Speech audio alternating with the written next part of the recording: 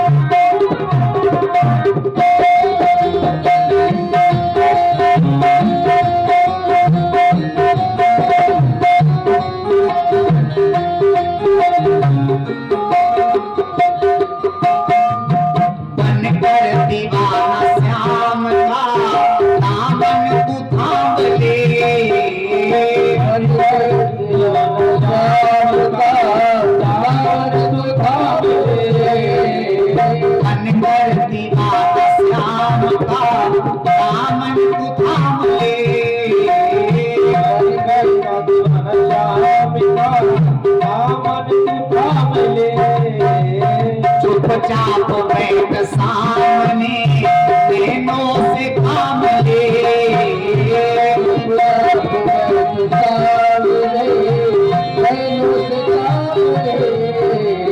बनकर दीवाना श्याम का दामन को थाम ले,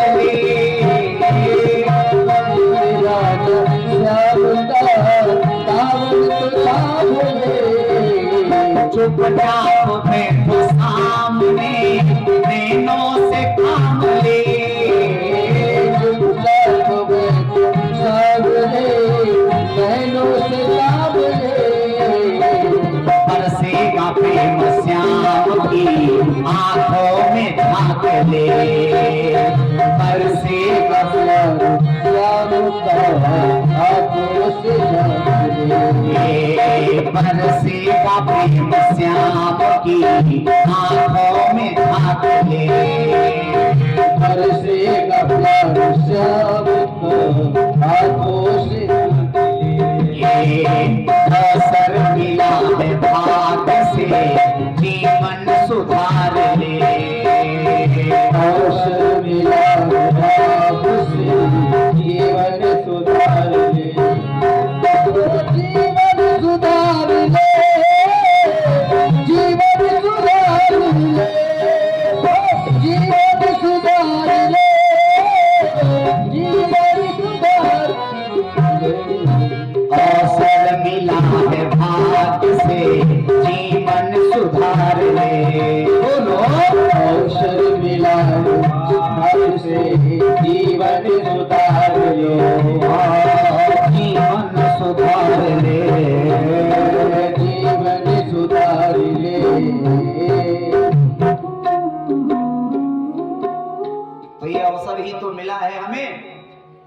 20 लाख स्थावर जानो, 9 लाख सब जलचर मानो, 11 लाख कूर्म कवि गाए, पक्षी गण 10 लाख बताए, 30 लाख पशु जानो भाई, 4 लाख बानर समुदाय। जब यह 84 कट जावे, तब कहीं मानुष कर तन पावे। तो ये 84 का चक्कर लगाने के बाद हम और आप 83,999 योनियों में भटकने के बाद ये हमें 84 का चक्कर जो है ना, ये मानव शरीर मिला है। और इसको पाने के बाद भी हम पापाचार में, दुराचार में अपने चित्त को लगावें तो हमसे बड़ा बावरा कोई ना होवे।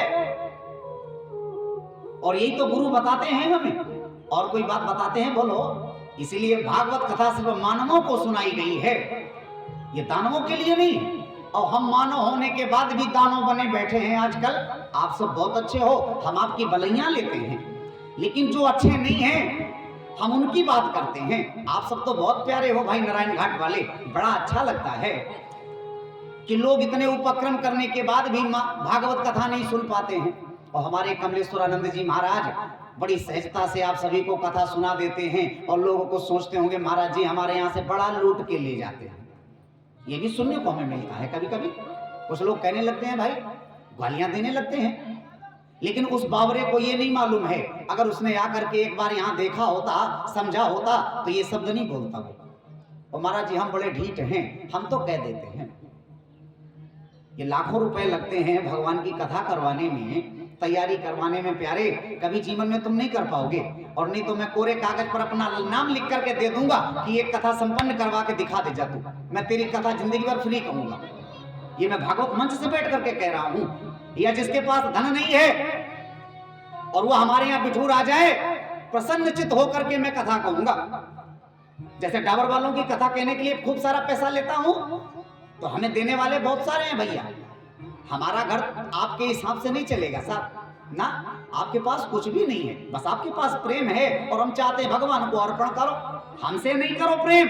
अरे हम तो मानव जीवन वाले हैं, आज हैं कल चले जाएंगे, लेकिन अगर तुमने रघुनाथ जी से प्रेम किया तो वो प्रेम तुम्हारा सार्थक होगा। पंडित जी को भूल जाओ, लेकिन पंडित जी ने क्या कहा था उसको कभी मत भूलना। तो कुछ लोग ये भी दे बना करके रखते कि पंडित जी ऐसा करते हैं। अरे नहीं भैया, तुम अपना घर चला नहीं पा रहे हो, तुम पंडित जी का घर चलाओगे? अरे बाबरे, ये दिमाग से निकाल दो।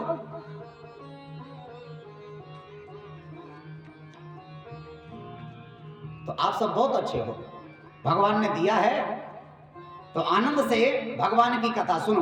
आपके पास धन नहीं है, आप कथा करवाना चाहते हो, राम जानकी कुंड परियर, आप हमारे पास आ जाना और कह देना गोपाल जी हमें भगवान की कथा करवानी है। मैं भागवत जी की शपथ खा करके कहता हूं कि मैं फ्री में कथा कह करके जाऊंगा। और अगर खूब सारा धन भगवान ने दिया है तो क्या बांध के ले जाओगे प्यारे?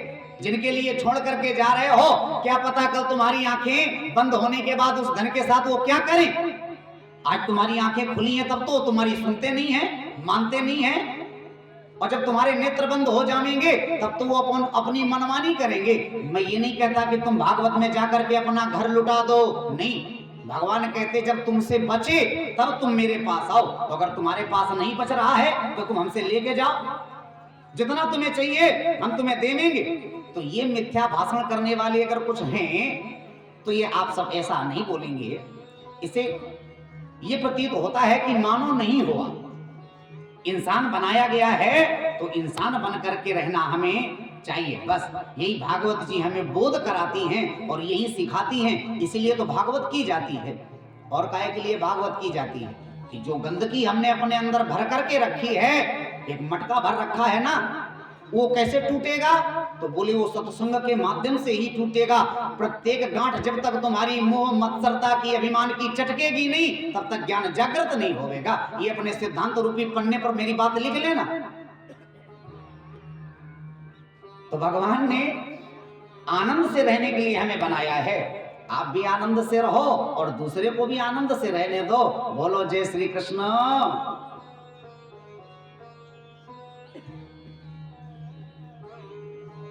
तो नरकों में अगर न जाना चाहो, हरि गुरु निंदा सुनहि जे काना।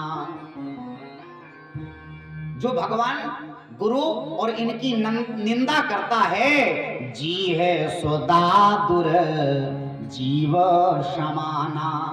उसकी जिह्वा जानते हो कैसी है? उस मेढक की भांति है। और मेढक का जीवन सिर्फ 4 महीने का होता है, बस बरसात में निकलता है। प्रारंभिक करण में आषाढ़ में जैसे ही पहली जल वृष्टि होती है, वो भूमि का खोदन करके बाहर आ जाता है और टर्र टर्र करने लगता है। और जहां वर्षा समाप्त हुई, भादों का महीना गया, वर्षा समाप्त हुई और फिर वो बेचारे टर्र टर्र करके नीचे जमीन में प्रवेश कर जाते हैं, फिर इसके बाद नहीं दिखते हैं। तो ऐसा जीवन काहे बनाओ कि 4 महीना टर्र टर्र करे?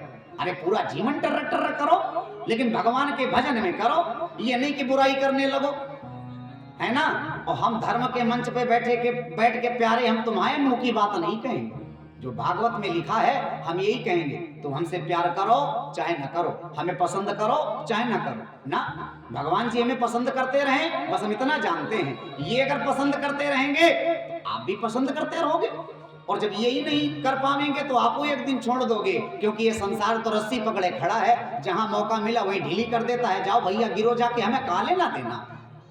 लेकिन हमने इसीलिए भगवान को रस्सी पकड़ा रखी है कि तुम दगा करोगे, लेकिन वो दगा करने वाला नहीं है। तो हम अपना कार्य कर रहे हैं, आप सब अपने कार्य में लगे रहो, बस यही जीवन है, हमें निज धर्म पर चलना। रोज रामायण पढ़ते हैं ना घर में बैठ करके, ज्ञान तो हम दूसरे को बहुत बढ़िया देते हैं, लेकिन स्वयं में महाराज नहीं धारण करते हैं। तो हमें निज धर्म पर चलना सिखाती रोज रामायण, सदा शुभयाचरण करना सिखाती रोज रामायण। जिन्हें संसार सागर से उतर कर पार जाना हो, उन्हें सुख से किनारे पर लगाती रोज रामायण। रामायण राम धन अयन, वही है बराबर रामायण। जो राम का विग्रह है, जो राम का घर है, जो राम का निवास है, वह है रामायण। अब उसे पढ़ते तो हम रोज रहें, रोज राम जी की कथा पढ़ें, रोज भरत जी की कथा पढ़ें, लेकिन कथा पढ़ने के बाद अपने भरत के साथ हम क्या व्यवहार करें, ये हमें सोचना है। अगर तुम राम बन जाओगे तो तुम्हारा भैया भरत बन जाएगा, और अगर तुम स्वयं में राम नहीं बनोगे तो कभी दूसरे से ये अपेक्षा मत करना कि वो हमारे लिए भरत बने। अरे तुम राम बनो, दूसरा स्वयं में बन जाएगा। जब हम अच्छे होंगे तो सामने वाला भी अच्छा होगा, और जब हम बुरे हैं तो वह भी हमारे लिए बुरा है। तो अगर रामायण पढ़ते हो तो उसकी सुनो और वैसे ही करो। करनी करिके करनी करिए, करनी के ना हो ये बिना करनी के, सरनी करके सरनी के करो, सरनी के ना हो तो बिना सरनी के। धरनी करके घरनी करके घरनी के करो, घरनी नहीं हो तो बिना घरनी के। घर में कितने भी पुरुष हो और अगर उस घर में स्त्री नहीं है तो वो घर कभी आपको स्वच्छ और सुंदर नहीं दिखेगा, वो घर की तरह नहीं दिखेगा। अगर घर अच्छा करना है तो उसमें एक स्त्री का होना आवश्यक है, वैसे ही अगर ये हृदय अच्छा करना है तो इस मन में श्री रघुनाथ जी का होना आवश्यक है। अगर रघुनाथ जी इस हृदय में नहीं है, घर में नहीं है, तो तुम्हारा घर अच्छा नहीं है, पवित्र नहीं है, वो अपवित्र ही रहेगा हमेशा। अगर करनी के करना चाहते हो, अंगूठी पहनने से, बगलबंडी डालने से, झाला माला पहनने से सुंदरता नहीं होती है। असली सुंदरता तो हमारे हृदय की है, और ये ऐसी सुंदरता है कि ये झुर्रियां पड़ जाएं, बाला तुम्हारे काम में आए चाहे ना आए, झाला तुम्हारे काम में आवे चाहे ना आवे, लेकिन ये हृदय अगर सुंदर है तो ये जीवन भर काम आता रहेगा। कहीं भी बैठ जाओ सब कहेंगे दादा राम राम, दादा जय जय श्री सीताराम। तो इसे अच्छा बनाओ, और भगवान को यही प्यारा है। अरे जो सभी झोली फैला के मांग रहे हैं, जो मखमल वाला पहन के खड़े होते हैं ना बढ़िया सा, वो भी परमात्मा के सामने भिखारी होते हैं, सब उसी से मांगते हैं। तो हम उसी से कहेंगे, हम आपसे नहीं कहेंगे, या कोई हमसे कहे आकर के हम क्या करेंगे। परमात्मा जो करेगा वही होगा, क्योंकि भगवान ही करने वाले हैं। इसलिए प्यारे, ये मिथ्या भाषण ना करो, इससे हमारे और आपकी कीर्ति में लोग अपलोक लगने लगेगा, लोग प्रश्न उठाने लगेंगे। इसलिए बस आनंद से भगवान की कथा सुनो, जितना जीवन मिला है आनंद चित्त होकर के रघुनाथ के चरणों में समर्पित कर दो। जो होगा हमारे राम जी करेंगे, हम और आप करने वाले कुछ नहीं हो, क्योंकि करने वाला कर्तुम अकर्तुम कर्तुम ते वह ब्रह्म है। इसलिए जो सत्तामयी है, जो वो करेगा वही हमारे लिए अच्छा होगा। बस ये धारणा बना करके बैठो। एक बार नाम लेने से अजामिल का तरोतारण हो सकता है, तो क्या हमारा नहीं होगा?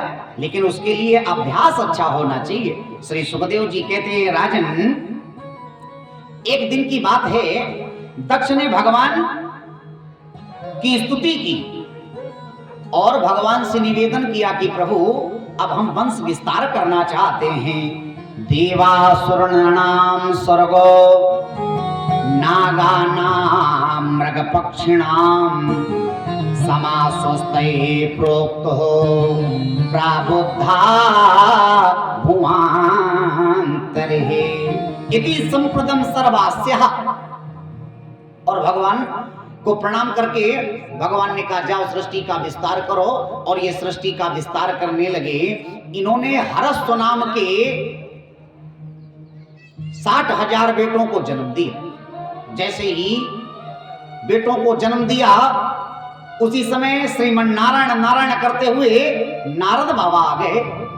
जैसे ही नारद बाबा को देखा तो दक्ष ने पंचजनी नाम की स्त्री से इन हरस्व नाम के बालकों को जन्म दिया। एक दिन नारद बाबा से भेंट हो गई। ये बालक सब ब्रह्मा जी के सामने हाथ जोड़ करके खड़े हो गए। भू ब्रह्माति परम दत्तः ये याज्ञ किम कारणमो। हे ब्रह्मदेव, हमारा जन्म क्यों हुआ है, हम ये जानना चाहते हैं। किम करोमि ब्रह्मन्, हम क्या करें। ब्रह्मा जी ने कहा कि जाओ तुम सृष्टि का विस्तार करो। दक्ष ने भी कहा जाओ सृष्टि का विस्तार करो। अब ये चल दिए। जैसे ही चले तो रास्ते में नारद बाबा ने पूछ दिया कहां जा रहे हो, कहां से आ रहे हो, क्या बात है। तो इन्होंने कहा महाराज हमारे पिता ने कहा है कि सृष्टि का संचार करो, तो हम सृष्टि का संचार विस्तार करने के लिए जा रहे हैं। नारद बाबा ने कहा इधर आओ, इस संसार में अभी तुमने देखा ही क्या है। इस संसार में एक नदी है जो दोनों ओर बहती है। इस संसार में एक ऐसा पक्षी है जो बड़ी अड़बड़ी भाषा बोलता है। एक ऐसी गुफा है कि उस गुफा में जाने के बाद जीव कभी लौट करके नहीं आता है। दक्ष के पुत्रों ने विचार किया कि ये भी संसार में है कि एक नदी है जो दोनों तरफ बहती है। ऐसी कौन सी नदी है, आज तक तो हमने ना सुनी है ना देखी है। ऐसा कौन सा पक्षी है जो बड़ी अटपटी भाषा बोलता है, वो कहता कुछ है और उसका अर्थ कुछ होता है। एक ऐसी गुफा है कि उस गुफा में जाने के बाद जीव कभी बाहर नहीं आता। सभी ने हाथों को जोड़ा। हे महात्मन, आप तो बुद्धिजीवी हो, ज्ञानी हो, आपकी ये अटपटी बातें हमारी समझ में नहीं आ रही हैं। हम स्पष्ट समझना चाहते हैं, आप हमें समझाओ। नारद जी कहते लाला, जो नदी दोनों तरफ बहती है वह है भक्ति। इसके दो स्वरूप हैं, एक माया का स्वरूप है और एक भक्ति का स्वरूप है। अगर भक्ति को पकड़ लोगे तो परमात्मा की प्राप्ति होगी और माया को पकड़ लोगे तो ब्रह्म से ये विलग कर देती है। ये नदी है। वो पक्षी कौन सा है जो कहता कुछ है और उसका अर्थ कुछ ही होता है। तो बोले वो वेद रूपी पक्षी है जो बोलता कुछ है और उसका आध्यात्मिक अर्थ उसका कुछ ही होता है, वो वेद है। वो गुफा कौन सी है, तो बोले वो गुफा है मोक्ष की। एक बार जो व्यक्ति उस गुफा में चला जाता है वो लौट करके नहीं आता है कि भैया हमने ये किया। अर्थात ये कह दिया जाए कि ब्रह्म को जानने के बाद इस संसार में कोई ये नहीं बता पाता है कि ब्रह्म ऐसा है, क्योंकि ब्रह्म को जानने के बाद ये संसार जानने की योग्य रहता ही नहीं है। अगर इन नेत्रों से हम ब्रह्म का दर्शन कर लें तो फिर संसार हमारे लिए खो जाता है। जैसे हम रात्रि में सोने जाते हैं, जब तक आंखें खुलती हैं तब तक कमरे में हमें सारी वस्तुएं दिखती हैं, और जैसे ही आंखें बंद हो गई तो सारी वस्तुएं ओझल हो जाती हैं। हम भी वही हैं, सामान भी वही वस्तुएं रखी हैं, सब कुछ है, लेकिन हमें दिख नहीं रहा है। क्यों? क्योंकि हमने नेत्रों को बंद कर लिया है। तो जो ब्रह्म को जान ले, एक बार देख ले, वो कभी बताने नहीं आता है। तुलसीदास बाबा बड़े सुंदर भावों में लिखते हैं, जी जाने जगह जाई हिराई,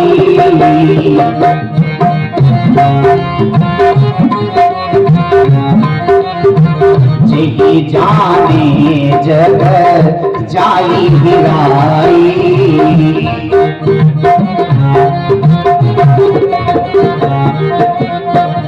जागे जथा सपन भ्रम जाई, अपन ब्रह्म जाई, जही जाने जगत जाई हिराई।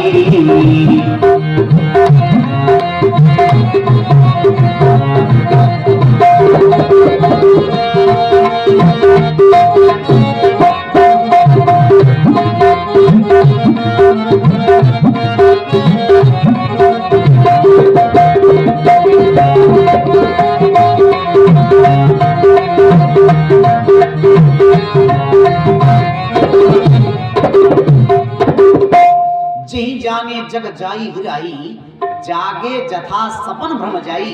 तो जो ब्रह्म को जान जाता है उसके लिए जग खो जाता है, फिर वो बताने नहीं आता है कि भैया हमने देखा है कि नहीं देखा है।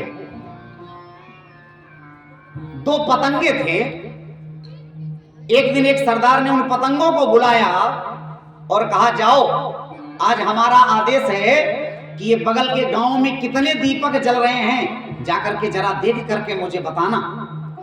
दोनों पतंगों ने कहा जी सरदार, और दोनों पतंगे चल दिए।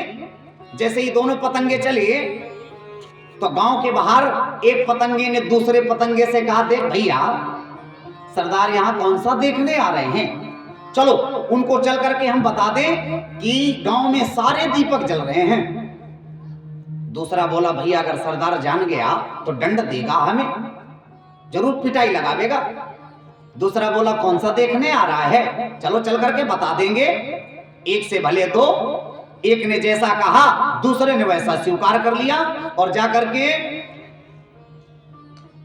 अपने सरदार से बताया सरदार गांव में सारे दीपक जल रहे हैं। सरदार दोनों की बात सुनकर के हंसने लगा। जैसे उसने हंसना प्रारंभ किया पतंगे उसकी मुंह की ओर देख रहे हैं कि हंस क्यों रहे हैं, क्या हमारा जो हमने झूठ बोला है, असत्य भाषण किया है, इन्होंने उसे ज्ञात कर लिया, ये उसे जान गए हैं। सरदार ने कहा क्यों झूठ बोल रहे हो? पतंगे कहने लगे महाराज हमने झूठ नहीं बोला है। सरदार कहने लगा तुम झूठ बोल रहे हो।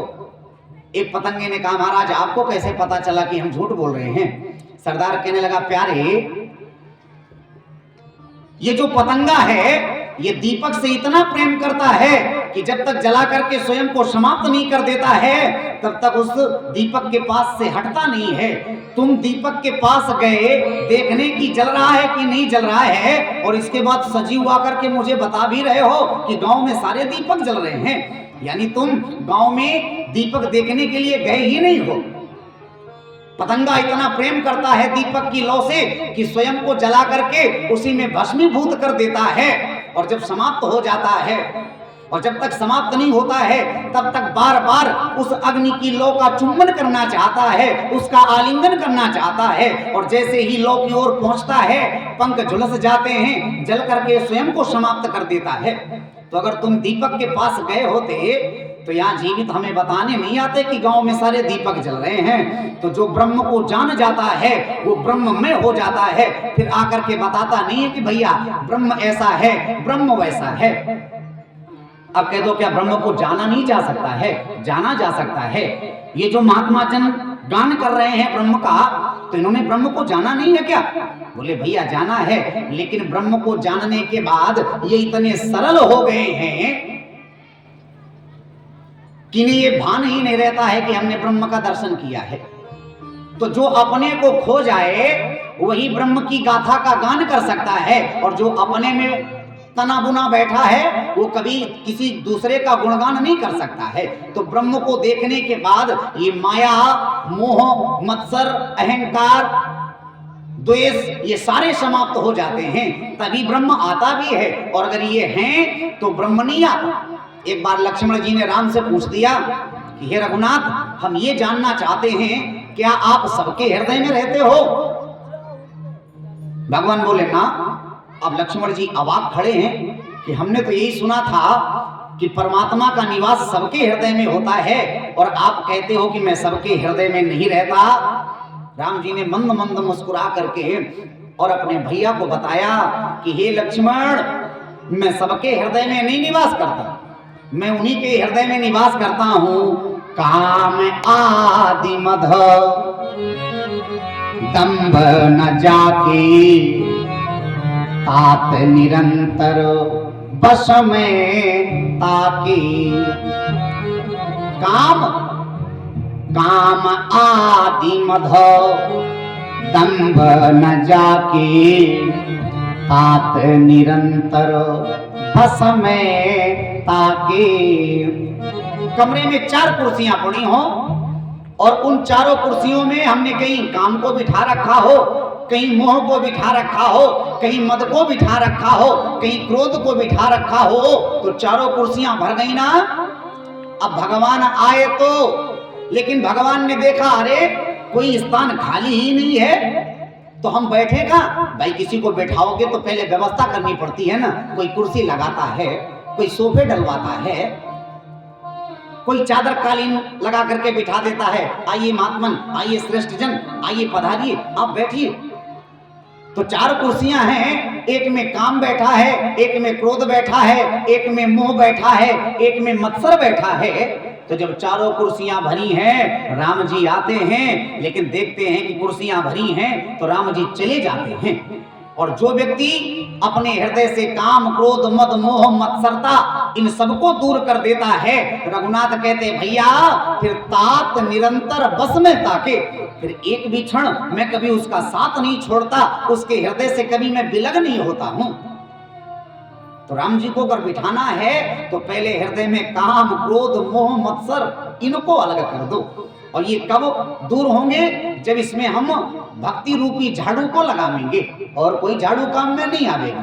बस अगर इन्हें दूर करना है तो भक्ति रूपी झाड़ू लगा दो और धारणा रूपी ताला डाल दो। जब तुम्हारी धारणा सच्ची हो जाएगी, भक्ति सच्ची हो जाएगी, तो रघुनाथ जी आकर के निवास करेंगे। तात निरंतर बस में ताके। फिर रघुनाथ जी कहते भैया फिर हम वहीं रहते हैं, फिर हम जाने वाले नहीं हैं। तो नारद जी ने कहा कि ऐसी नदी है, ऐसा पक्षी है और ऐसी एक खोड़र है कि उनको जानने के बाद जाना तुमने? बोले नहीं जाना, समझ में आ गया। जा रहे थे सृष्टि का विस्तार संचार करने और वहीं से बाबा बन गए। श्री रघुनाथ जी का भजन पूजन करने लगे। ये सुना दक्ष ने, तो दक्ष को बड़ा क्रोध आया। यही दक्ष की 60 कन्याओं का वर्णन आया है। इन्होंने पंचजनी से 60 कन्याओं को जन्म दिया, जिसमें 13 10 धर्म को दी गई, 13 कश्यप को दी गई, 27 चंद्रमा को दी गई। जो 27 नक्षत्र हैं, रेवती पुनर्वसु अद्रा चित्रा अनुराधा वशिष्ठा पूर्व फाल्गुनी उत्तर फाल्गुनी पुख्य स्वाति उत्तरा आदि आदि जो भी हैं, ये 27 नक्षत्र चंद्रमा को ये दे दी गई। 2 समस्त पितरों को दे दी गई, 2 कुशास्व को दे दी गई, 2 भूत को दी गई, 4 तत्स नाम धारी दिनकर को दी गई और 2 अंगिरा ऋषि को दे दी गई। ये 60 कन्याओं का वर्णन आया है और इन्हीं 60 कन्याओं से सारा संसार भरा पूरा है। तो जो 2 कन्याएं पितरों को दी गई थी,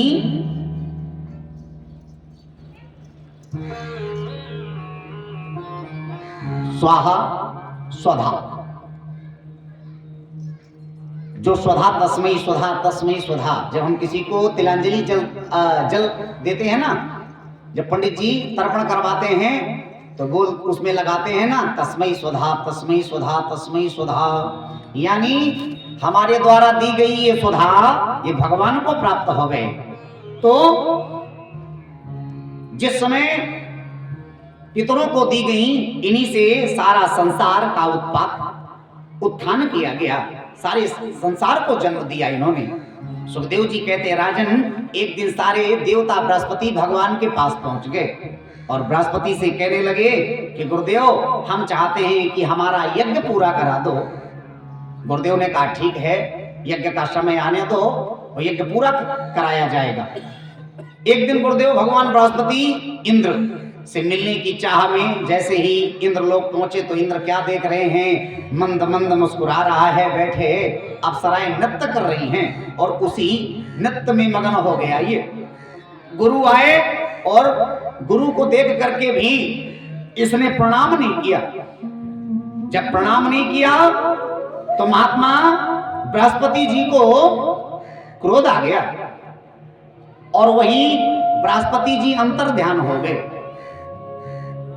जैसे ही अंतर ध्यान हुए, चारों ओर गुरुदेव को देखा गया, लेकिन बृहस्पति ही महाराज नहीं मिल रहे हैं। अब यज्ञ का समय हो रहा था तो इंद्र ने विचार किया कि हमारा यज्ञ कैसे पूर्ण होवे।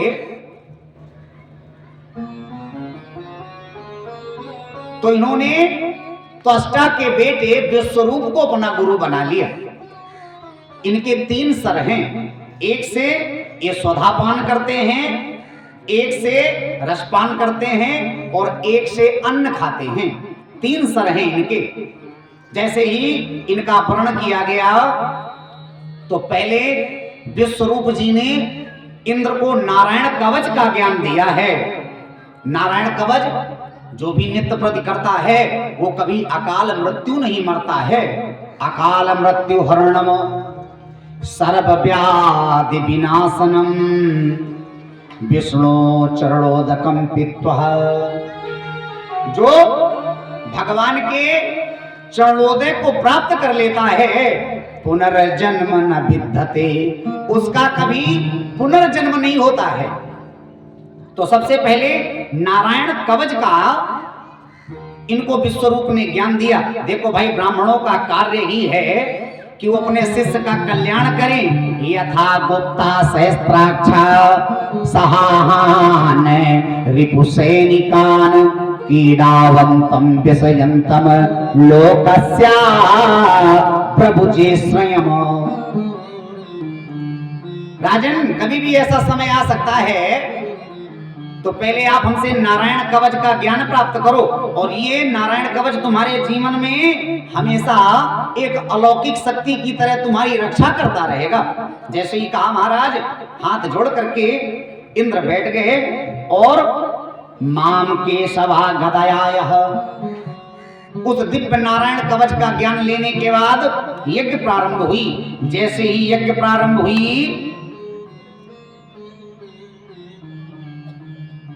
तो ये क्या करते हैं, यज्ञ तो करा रहे हैं, लेकिन ये इनकी माता हैं राक्षस वंश की, तो ये देवताओं को भी आहुति देते हैं। ओम ब्रह्मणे स्वाहा, ओम प्रजापतये स्वाहा, इदं प्रजापतये इदं नमः, ओम इंद्राय स्वाहा, ओम इंद्राय इदं नमः। तो ये स्वाहा स्वाहा होने लगा, लेकिन चुपके से ये दैत्यों को भी आहुति दे देते हैं, क्योंकि माता इनकी दैत्य वंश की हैं। ये देखा इंद्र ने कि ये चुपके से हमारे बैरियों को भी आहुति प्रदान कर रहे हैं ताकि वो और बलवान हो जाएं। तो इंद्र ने अपने वज्र से इंद्र ने इनके तीनों सर काट दिए। एक पपीहा हो गया, एक गौरैया हो गया और एक तीतर हो गया। जैसे ही वध हुआ तो इंद्र को ब्रह्म हत्या लग गई। जैसे इंद्र को ब्रह्म हत्या लगी, अब इंद्र चारों ओर दौड़े दौड़े घूम रहे हैं। एक काली काली छाया दुर्गंध युक्त इंद्र के पीछे लगी है। इंद्र जहां जा रहे हैं छाया भी वहीं जा रही है। अब इंद्र जल में प्रविष्ट हो गए। जैसे इंद्र जल में प्रविष्ट हुए उसी समय लक्ष्मी मैया ने आकर के बताया, जाओ जाकर के ब्रह्मा की शरण में जाओ, ये ब्रह्म माया ब्रह्म हत्या तभी तुमसे दूर होवेगी। तो ब्रह्मा जी के पास गए तो इंद्र ने कहा, महाराज ये दुर्गंध युक्त ब्रह्म हत्या हमें एक जगह ठहरने नहीं देती है। मैं जहां जाता हूं वहीं पीछे पीछे पीछे पीछे ये हमारे चली आ रही है। इसलिए हम क्या करें? ब्रह्मा जी ने वही ब्रह्म हत्या 4 जगह बांट दी। स्त्रियों को बुलाया और स्त्रियों को दे दी गई, गाय को, पेड़ों को दे दी गई, बंजर भूमि को दे दी गई और जल को दे दी गई। कैसे? माताओं को ब्रह्म हत्या दी गई, जो ये मासिक धर्म रजस्वला, ये जो रजस्वला माताएं होती हैं, अगर, और साथ में एक वरदान भी दिया गया कि अगर ये प्रतिक्रिया नहीं होवेगी तो उस माता को माता बनने का सौभाग्य प्राप्त नहीं होवेगा। बंजर भूमि को दी गई कि जहां पर भूमि बंजर है वह ब्रह्म हत्या है। पेड़ को दी गई भूमि को दी गई तो भूमि को साथ में एक वरदान भी दिया गया कि तुम्हें कितना भी जोता जाए, खोदा जाए, लेकिन जब वर्षा आएगी तब तुम स्वयं अपने आप ही समतल हो जाओगी। ये साथ में वरदान भी दिया गया। वृक्षों को दी गई। ये जो गोंद है ना, निकलता है एक चिपचिपा पदार्थ जिसे हम गोंद कहते हैं, और साथ में ये भी वृक्षों को वरदान दिया गया कि तुम जहां से काट दिए जाओगे वहीं से नया पंख अंकुरित हो जाएगा। जल को जो एक काई दिखती है ना, सिवार काई, और जल को वरदान भी दिया गया कि तुम कभी संसार में अपवित्र नहीं माने जाओगे। कभी जल अपवित्र नहीं होता है। जलमा छूति करम मा कीरा। एक ग्रामत्व भाषा में कहावत कही जाती है कि जलमा छूत करम मा कीरा, जहां देखो तहां हीरे हीरा। तो जल में कभी छूत नहीं लगेगी, अपवित्र नहीं होवेगा वो। तो ये ब्रह्म हत्या ही है। जब 4 जगह प्रणीत कर दी गई तब इंद्र को चैन पड़ा थोड़ा सा। एक दिन की बात है, जैसे ही ये मालूम हुआ कि हमारा बेटा विश्वरूप का वध कर दिया है इंद्र ने, तो तुष्टा को क्रोध आ गया और तुष्टा ने ब्राह्मणों को बुला करके एक यज्ञ कराना प्रारंभ कर दिया। ब्रह्मत्यांजलि जघामयदस्वरा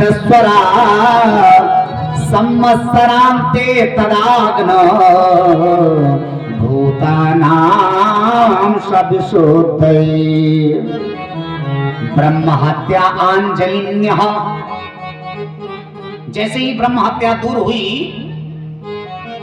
उसी समय तुष्टा ने ब्राह्मणों को बुलाया और ब्राह्मणों से कहा, हे ब्राह्मणों, जिसने भी मेरे बेटे का वध किया है, तस्मान विश्वरूप से सिरंस्यान तीन भारत, जिसने भी हमारे बेटे के तीनों सुरों को काटा है, तो ऐसा यज्ञ करो कि उसका वध करने वाला हमें प्राप्त होवे। हत पुत्रा स्वष्टया जुहा वेन्द्राय सत्रवे इंद्र सत्रो विधर्दस मरीचिम जाहि तो साहुषमो। तो ऐसा पुत्र हमें प्राप्त होना चाहिए। इंद्र सत्रो विभर्दस्व, जो इंद्र का वध कर सके। ब्राह्मणों ने स्वाहा स्वाहा स्वाहा करना प्रारंभ कर दिया। जैसे ही स्वाहा स्वाहा का शब्द सुना तो उसी समय एक विकराल दैत्य स्वरूप का एक व्यक्ति उस हमन कुंड से उसका प्रादुर्भाव हुआ। जैसे ही उनका जन्म हुआ, वो एक त्रिशूल भर रोज लंबे होते हैं और एक त्रिशूल भर रोज चौड़े होते हैं। तो देखते ही देखते इनका सर आकाश से टकराने लगा। त्वष्टा जान गए कि अब इंद्र का वध होवेगा। लेकिन जब ब्राह्मण यज्ञ कर रहे थे तो उन्होंने यज्ञ में जो आहुति देनी थी वह थोड़ी गड़बड़ हो गई। इसीलिए कहते हैं विद्वान ब्राह्मण होवे, जो हम कर्म करवामे पूजा भजन करामे वो हमारे लिए सार्थक होवे, वो सही करे, ये नहीं कि अपने मन वाला करे, नहीं। तो ऐसे आचार्य का चयन करो जो हमारा कार्य बनावे, हमारा कार्य बिगाड़े ना। तो आचार्यों ने क्या किया कि इंद्र शत्रु विभर्दस्व, इनको कहना चाहिए था विभर्दस्व इंद्रम शत्रु, कि जो शत्रु है हमारा वो है इंद्र विभर्दस्व, और उस इंद्र को मारने वाला हमें प्राप्त हो। लेकिन ब्राह्मणों ने ये क्या कर दिया कि जो इंद्र के द्वारा मरने वाला होए वो हमें प्राप्त हो। जैसे ही जन्म हुआ हाथ जोड़ करके कहा, महाराज हम क्या करें? पिता ने कहा, जाओ इंद्र को समाप्त कर दो। तमेव देववान्याथ परम प्रधानम पुरुषस्व वित्तु आत्मना प्रजाम सर्वे शरणं शरण्यम स्वात्मना सानोदस महात्मनो। और हाथ में त्रिशूल लेकर के महाराज जी चल दिए। जैसे ही चले सारे देवता आकाश से देख रहे हैं कि अब क्या होवेगा, ये बड़ा विकराल है और ब्राह्मणों का प्रसाद है, इसलिए इसे भी समाप्त नहीं किया जा सकता है। धर्मवासे तुकामीने यूयम में पतुहातया एवसा प्रीतिया आत्मानम जनयंतम सज्जया भयम। सारे देवता भयभीत हो गए कि अब क्या करें। अब खोड़र तकने लगे। ऐसा युद्ध किया इसने कि इंद्र को इंद्रासन से उतार करके, और जैसे ही त्रिशूल लेकर के दौड़ा, सभी देवताओं ने कहा महाराज अब यहां से पलायन करना ही अच्छा है, नहीं तो ये समाप्त कर देगा, मार डालेगा। अब देवता मारे मारे घूम रहे हैं सब जगह। एक दिन सारे देवता ब्रह्मा जी के पास पहुंचे और ब्रह्मा जी से निवेदन किया कि हे प्रभु अब हम क्या करें, ये तो हमें समाप्त कर देगा। ब्रह्मा जी ने कहा ऐसा करो, दधीच महात्मा के पास चले जाओ, और जैसे ही दधीच महात्मा के पास जाओगे तो वो तुम्हें ऐसा अस्त्र प्रदान करेंगे, शक्ति प्रदान करेंगे, जिससे तुम्हारा कल्याण होगा। बोले महाराज हम क्या मांगे जाकर के? तो बोले पहले सेवा करना, और इसके बाद जब वो प्रसन्न हो जावे, कहें क्या चाहते हो, तो कह देना कि ये आप हमें अपनी अस्थियां दे दो।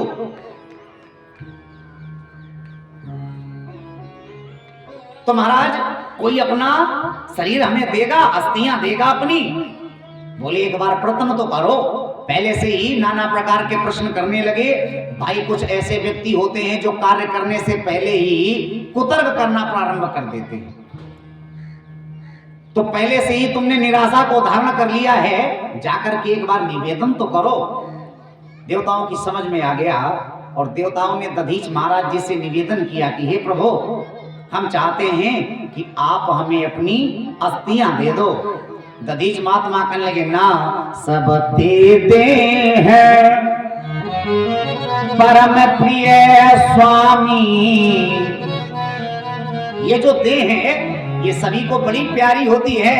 ये हनुमान जी भी कहते हैं सब दे दे हैं परम प्रिय स्वामी, मारहि मोहि कुमार गामी। ये देह सबको बड़ी प्यारी होती है, इसलिए ये देह हम नहीं देंगे आपको। इंद्र ने कहा महाराज इस देह से किसी का कल्याण होगा। अगर आज आप अपनी अस्थियां हमें दे दोगे, इससे हम वृत्तासुर का वध करेंगे, और अगर उसका वध नहीं किया तो जो संसार का कार्य अच्छे तरीके से संचालित हो रहा है वो पूर्ण नहीं होगा। इसलिए हम चाहते हैं महाराज आप हमें अपनी अस्थियां दे दो। सुखदेव जी से पांडव नंदन परीक्षित ने पूछ लिया महाराज ये अस्थियां क्यों मांग रहे हैं? भाई ऐसा क्या है अस्थियों में? बोले राजन वो 5 महाविनाशक बाण जिस समय परशुराम जी ने 21 बार है बंसी क्षत्रियों का संहार किया, तो परशुराम जी के हृदय में आई कि हम हैं साधु सन्यासी, हम बहुत दिन के लिए साधना करने बैठ जाते हैं, और अगर ये महाविनाशक बाण किसी दुष्ट के हाथ में लग गए तो इससे संसार का अकल्याण होगा। तो ये ला करके रख दिए दधीच जी के पास कि ये हमारी धरोहर है, इसे आप संभाल करके रखना। दधीच महाराज ने ले लिए, लेकिन एक दिन ये भी सोचने लगे कि मानो अगर हम भी इनकी रक्षा नहीं कर पाए और इन्हें कोई उठा ले गया तो क्या होगा। तो इन्होंने क्या किया, वो 5 बाण घिस घिस करके पृथ्वी पत्थर पर, और ये सारे पान कर गए। जितना घिसे उतना ही डाल के गिलास में पी जाऊं। तो ये 5 बाण घिस घिस के पी लिए।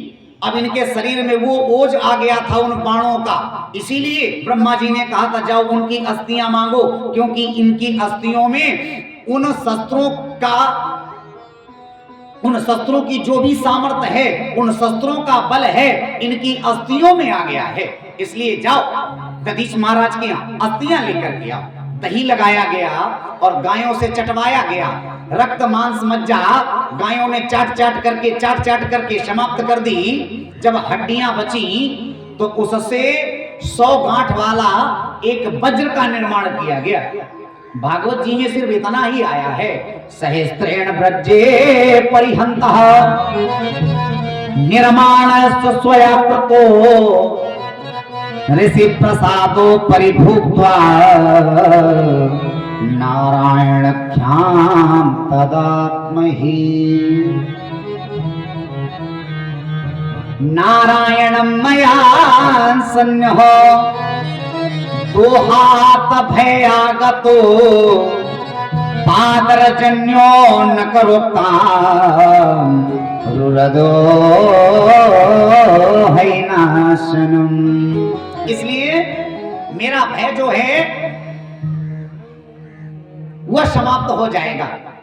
महाराज जी ने अस्थियां दे दी, विश्वकर्मा को बुलाया गया, 100 गांठ वाला एक वज्र बनाया गया। इसमें सिर्फ यही आया है, लेकिन अन्य पुराणों में हमारे संत महात्माओं ने लेखन किया है कि 3.5 अस्त्र बने हैं। प्रथम है गांडीव, दूसरा है सारंग, तीसरा है अजगो। और जब गांठें बच गईं तो ब्रह्मा जी ने एक कमल नाल में पिरो करके एक वज्र का निर्माण किया, जिसे इंद्र को दिया गया। और वही इंद्र वज्र लेकर के समस्त निशाचरों का, राक्षसों का संहार करते हैं। बोलिए बालकृष्ण भगवान की। तो 1000 वाला जैसे ही वज्र मिला, अब तो इंद्र हर्षित हो गए कि वृत्तासुर का संहार कर देंगे। अब तो वृत्तासुर मारा जाएगा। और वह वज्र लेकर के वृत्तासुर के सामने खड़े हो गए। वृत्तासुर कहता है, देखो इंद्र, भूरियाम जगाम इंद्र मामे मृत्युम भोग्यताम। ये मैं जानता हूं कि मेरी मृत्यु होवेगी, लेकिन मैं कायर की भांति मरना नहीं चाहता हूं। मैं तुमसे युद्ध करूंगा, आओ तुम युद्ध करो। इंद्र ने युद्ध करना प्रारंभ कर दिया। जैसे ही इसने भुजाएं उठाई तो इंद्र ने अपने वज्र से इसके दोनों भुजाओं को काट दिया, धड़ से छेदन कर दिया, अलग कर दिया। जैसे ही भुजाएं अलग हुई, अब ये विकराल मुख करके और इंद्र को ऐरावत समेत ही निगल गया। जैसे ही मुख खोल के इंद्र को ऐरावत के समेत इसने अपने पेट में निगला, उसी समय जो विश्वरूप जी ने नारायण कवच का ज्ञान दिया था, उसी नारायण कवच का स्मरण करके इंद्र ने स्वयं को बचाया। जैसे ही नारायण कवच का ध्यान किया, उसी समय भगवान विष्णु का चक्र इंद्र की रक्षा करने लगा। क्योंकि नारायण कवच का महत्व है कि जो भी करता है उसे अकाल मृत्यु कभी नहीं होगी। तो नारायण कवच से इंद्र की रक्षा हुई। दिव्य 100 वर्षों में इंद्र ने अपने वज्र से इसकी बाईं कोख को फाड़ा है। 1000 वर्ष तक ये वज्र का प्रहार, 100 वर्ष तक ये वज्र का प्रहार करते रहे, लेकिन इसकी कोख नहीं फटी। और 100 वर्षों के बाद ये कोख फाड़ करके इंद्र बाहर आए हैं। जैसे ही इंद्र बाहर आए, सो गोविंदाय नमो नमः, वृत्तासुर का शरीर समाप्त हो गया। ऋषियों ने कहा, महाराज 100 वर्ष व्यतीत हो गए और 100 वर्ष तक इंद्र जीवित कैसे रहे वृत्तासुर के उदर में? ब्रह्मा जी कहने लगे, महात्मन, ये नारायण कवच का प्रभाव है। अगर नारायण कवच का जाप करने वाला अकाल मृत्यु नहीं मरेगा, बस नित्य प्रति भगवान के उस कवच का स्मरण करता रहे। और ऐसे नारायण कवच का स्मरण करके इंद्र ने अपने को बचा करके संभाल करके रखा। तुष्टा आदि महात्माओं ने देखा कि हमारा बेटा समाप्त हो गया है। उसी समय वो सब वहां से चले आए। वृत्तासुर पूर्व जन्म में इंद्रदुम्न नाम का यक्ष है, जिसने ऋषियों का उपहास किया था और ऋषियों ने श्राप दे दिया था, जाओ तुम भी निशाचर होगे। इसलिए रजस्तमा स्वभावस्य ब्राह्मण पुत्रस्य पात्मना नारायणो भगवती कथामीषाद मूढ़ामति। और जब भगवान की कृपा होवेगी तो तुम्हारा भी उद्धार हो जाएगा। इसीलिए अंगिरा ऋषि ने इसे श्राप दे दिया था कि जाओ तुम निशाचर हो जाओ जाकर के मन्यु। आज भक्तासुर का भी उद्धार हुआ।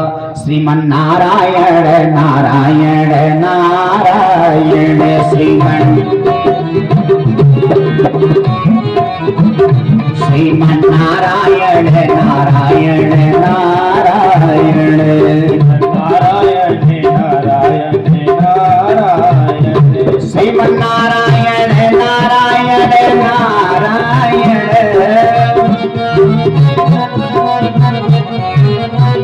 श्रीमन नारायण नारायण नारायण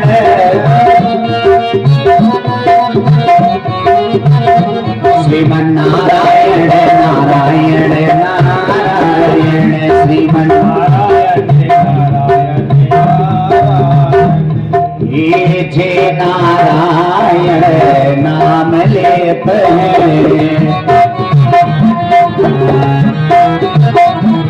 ये जे नारायण नाम लेते हैं, नारायण नाम लेते हैं, पाप हो ही वाके छारायण।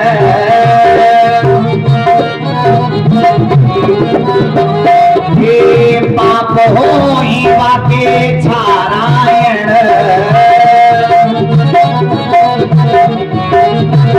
श्रीमन नारायण नारायण नारायण नारायण नारायण।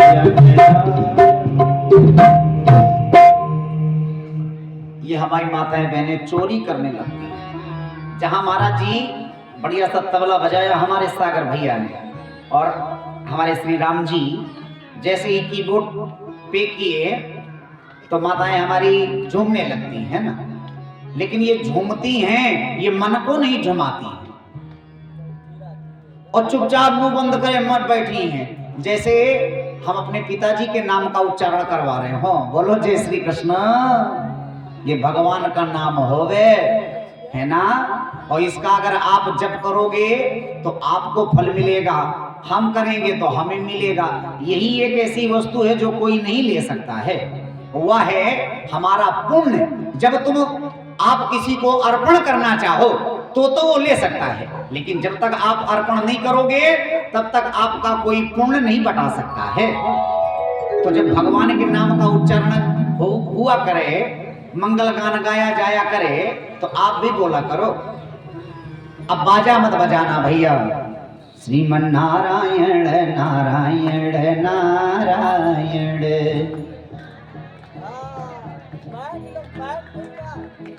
ये जो हमारी नवाबगंज से माताएं बहनें आती हैं, सुनती हैं कथा, तो वो कहती महाराज जी आपकी आवाज हमारे यहाँ नवाबगंज तक जाती है। और ये नारायण घाट वाली माताएं ऐसे बोल रही हैं कि पांडाल में हमारी तक नहीं आ रही है आवाज, नवाबगंज की तो बात ही छोड़ो। ठीक है, तो कम से कम इतनी तेज तो बोलो अम्मा कि हमों का सुनाई पड़े कि आप क्या कह रही हो। श्रीमन नारायण नारायण नारायण।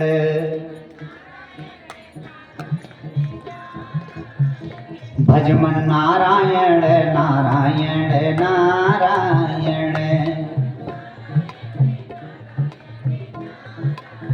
हम आपकी भलैया लेते हैं, आपको कभी नजर ना लगे।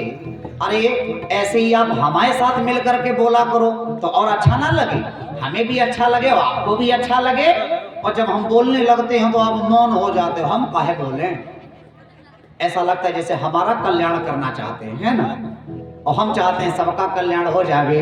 और श्रीमन नारायण नारायण नारायण नारायण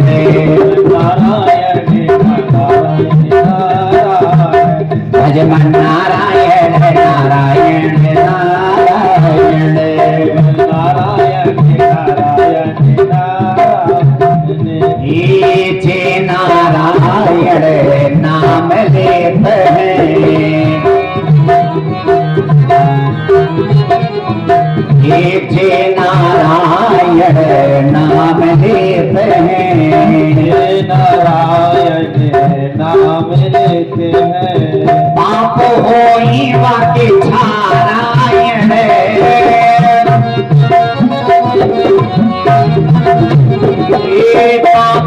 मोही वाके छाराए